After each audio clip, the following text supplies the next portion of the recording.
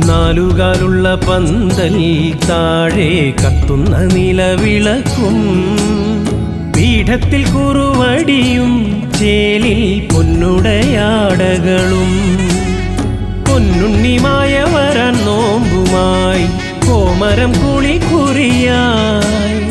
പൊന്നിന്റെ അരമണിക്കിലുക്കവും പൊന്നൊളി പരത്തി നിവ തൊഴുകൈ കൂപ്പി നിന്നടിയൻ പദമലരായി തീർന്നലിയാൻ ശങ്കരസൂനോ സങ്കടം തീർക്കും വിഷ്ണുമായ സ്വാമി പാർവതി മാതാ പാരിനു നൽകിയ പഞ്ചാമൃതം സ്വാമി.